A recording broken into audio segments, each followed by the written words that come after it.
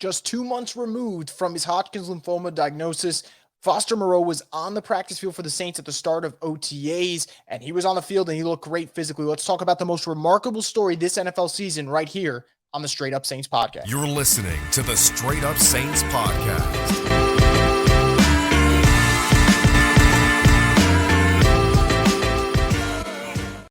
What is up, Who Dat Nation? It's Chris Voglu of the Straight Up Saints podcast, bringing you another video here, and this one is brought to you guys by Scott McNair Injury Lawyers. If you've been injured in any kind of accident, car, truck, 18-wheeler, or hurt offshore, Scott McNair handles it all. You can give him a call at 504-500-1111 for a free consultation. They will always fight for the win. And when the Saints earlier this year brought in tight end Foster Moreau for a visit, a lot of people talked about how great of a fit he'd be. He'd help a tight end room that needs an upgrade.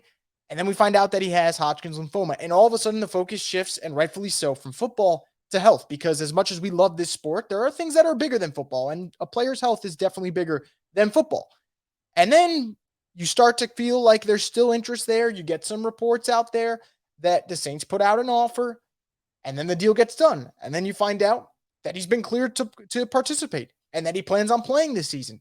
And all of a sudden, a heartbreaking story turns into probably the most heartfelt story of the NFL season, and we're only in May. And that story took another turn in the right direction this Tuesday, with Foster Moreau showing up for the start of OTAs and actually being on the field, catching passes from Derek Carr, passing catches from Jameis Winston, running routes out there, showing that he does seem to be in great physical condition despite what was probably a really tough 2-month process for the guy. And I think at this point, there's no doubt in my mind, obviously if you're a Saints fan, you're always backing Foster Moreau regardless, but you don't even have to be a football fan. This is just a story that is just remarkable in every sense of the word. And that's the one I'm just going to keep using. But for a guy that, again, 2 months ago, you get the worst news of your life probably, and you're starting to wonder about your career and what's next and all these steps. And, thankfully, things have turned out pretty well for him in terms of the prognosis he got, everything that he's done recovery-wise.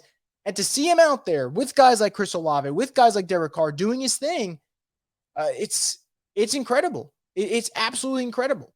And I think for him, obviously the focus is still always going to be the health and all that, but imagine going from where he was in March to maybe the home opener in September, him possibly doing the Who Dat chant maybe to start the game. I'm not saying that's who's going to do it, but could you imagine? Like, this is where we're at with this story. And obviously there's the football side of it, him being an immediate upgrade over a guy like Adam Trautman, him giving them another tight end next to Juwan Johnson, where you feel like you have two really good options for Derek Carr, who loves to use the tight end position. So I think that obviously logistically and from a football perspective, this is a great move, but just the story of it is phenomenal. And I think for him, it's about taking it slow, right? It's only May. He does not have to ramp himself up. And frankly, he doesn't really have to be here, for being honest. If this guy signed with the Saints and it was like, hey, I don't know if I'm going to play this year, but next year I think I could be ready, you'd be like, of course, take all the time you need. And now you find out he's in May already competing with these guys. Just a testament to his toughness and his resiliency. And clearly there isn't a thing that could break his spirit. And then it's just phenomenal. So he was out there wearing number 82, which was Adam Trautman's number, freed up, goes to Foster Moreau.